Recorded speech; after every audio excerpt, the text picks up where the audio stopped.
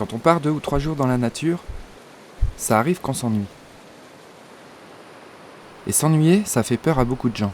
Moi le premier. Se retrouver seul face au vide qu'il y a en nous, c'est un peu angoissant. Ce qui est bien dans la ville, c'est qu'il y a toujours un truc à faire, un truc à voir. On s'ennuie rarement. Il y a le boulot, les copains, les sorties. Et quand la fête est finie, pas de problème. On a toutes les distractions du monde au bout du doigt. Notre attention est sur les autres.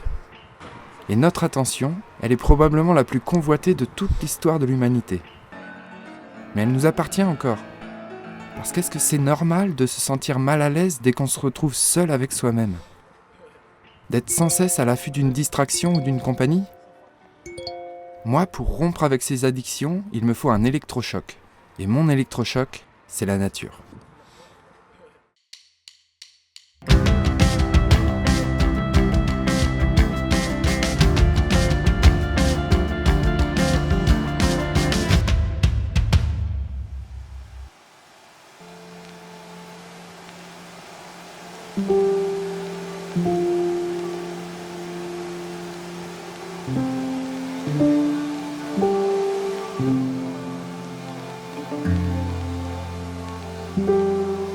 Et si s'ennuyer n'était plus un échec, mais plutôt une occasion de s'occuper de soi,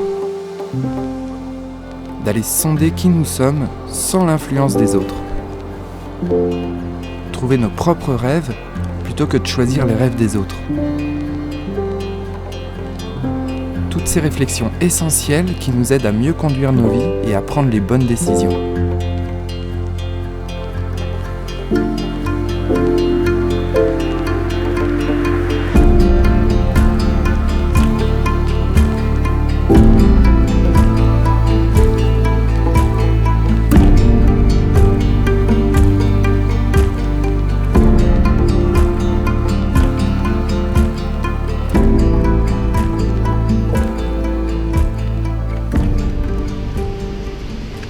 Bon, donc là ça y est, nous voilà repartis pour une autre petite escapade sauvage en montagne.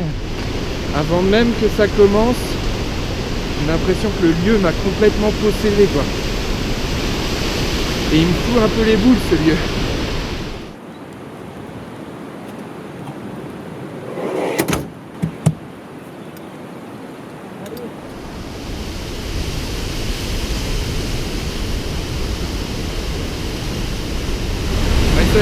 Ça participe un peu à l'appréhension, c'est tout un ensemble, on va dire. Le temps orageux, le fait qu'il n'y a absolument personne, le fait qu'on me l'ait déconseillé.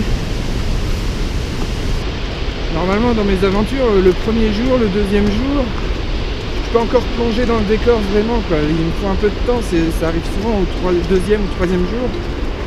Là, c'est tout de suite, quoi, direct, boum. C'est assez impressionnant ce que ça dégage.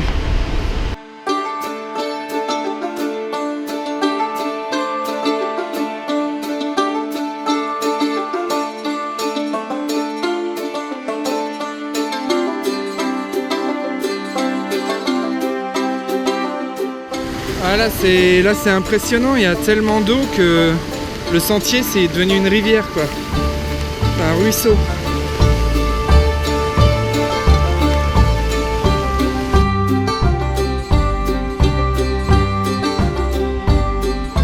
À avoir un peu de neige par ici. Bon, c'est pas méchant, hein. C'est vraiment pas méchant du tout. Vous voyez là, on passe devant Dormillouz. C'est le fameux village qui a longtemps été habité toute l'année, mais maintenant plus personne n'y habite l'hiver.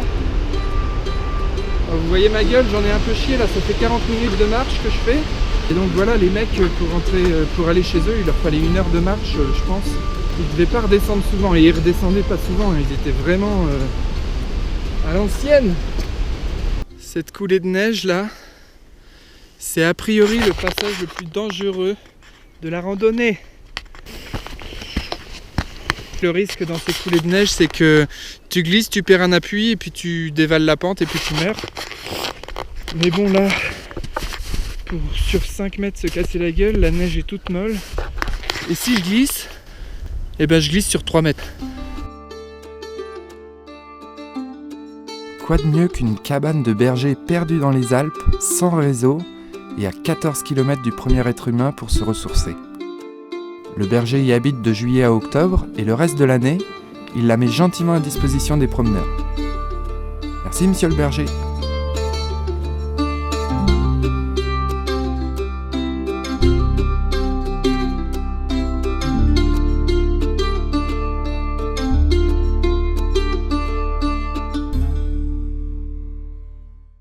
Je vais vous faire un petit tour du propriétaire.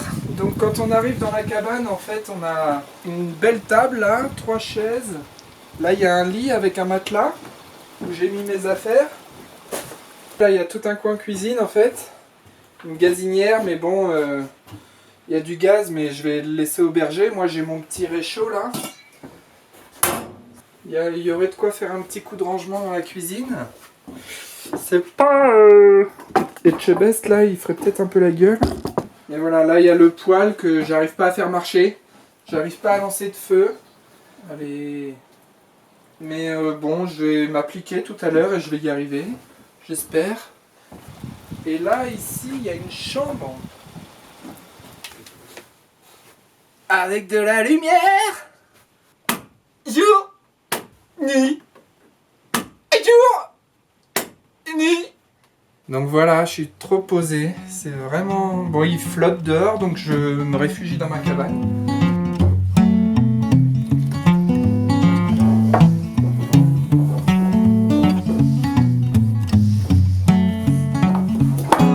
Putain de merde. Putain de merde.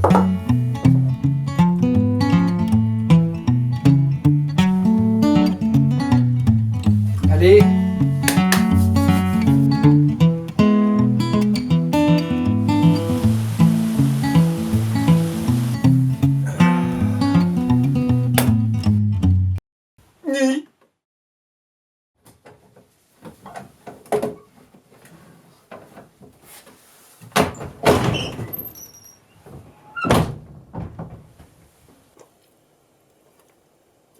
Il fait beau et il y a des petites marmottes.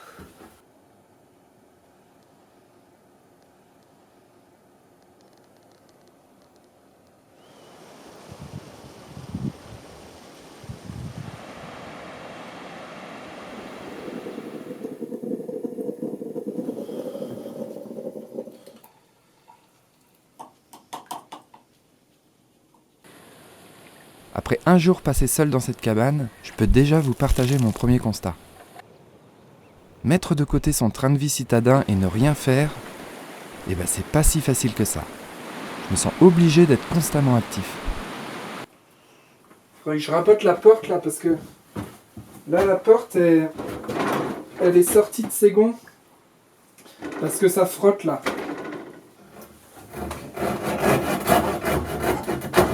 Tiens, et puis on va lui laver ses couverts aussi parce que je vais prendre une fourchette hier soir et elle était dégueulasse. Non mais en fait on va tout lui laver comme ça.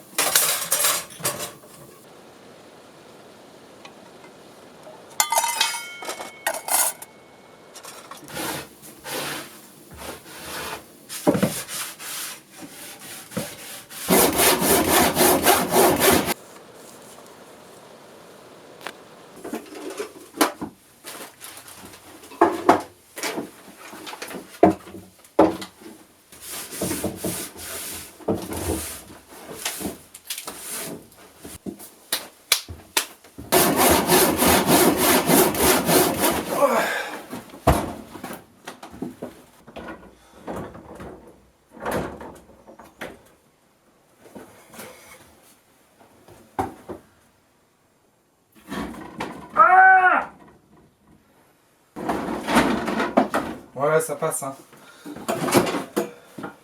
Wouhou! Bon, ça c'est fait.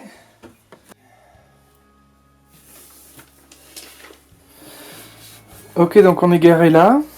On a marché ici jusqu'à la cabane de Paluel. Donc cet après-midi, on va essayer d'aller au lac de Paluel Donc je pense qu'on a une demi-heure de marche à peu près. Ah oui, et puis on va essayer de pêcher au lac. Donc je sais pas du tout si ça va mordre.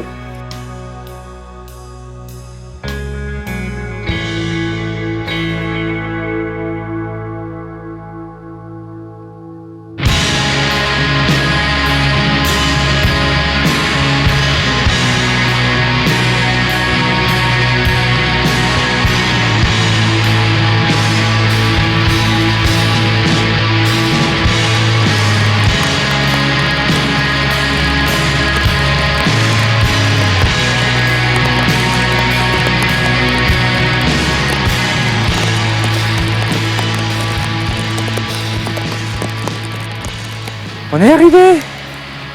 Le lac de Paluel. C'était super galère la route, c'est que de la neige en fait et quelques cailloux. C'était mon petit Everest à moi parce que j'en ai chié. Il grêle, il y a de l'orage. C'est vraiment des conditions de merde. C'est assez impressionnant, hein. C'est tout blanc. Je sais même pas comment trop rentrer, on va voir. À un moment donné, pendant le retour, j'ai vraiment eu du mal à me repérer.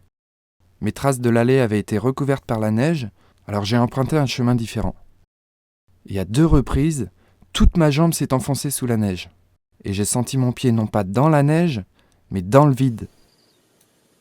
J'ai découvert ce que c'était qu'un pont de neige. Et ça m'a pas mal calmé.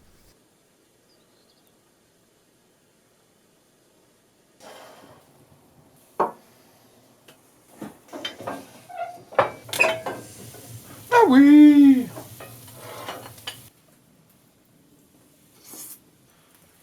J'aurais dû en faire plus. Ça là,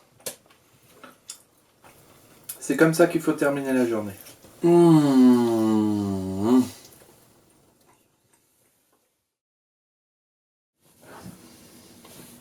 Bonjour, je vais vous montrer la vue. Hein.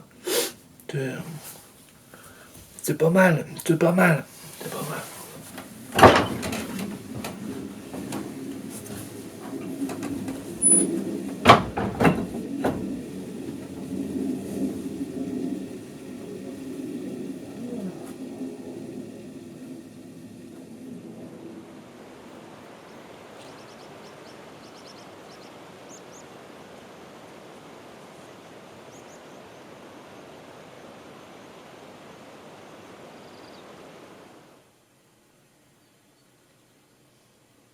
Moi, pendant les 3 jours, je me suis royalement fait chier à certains moments.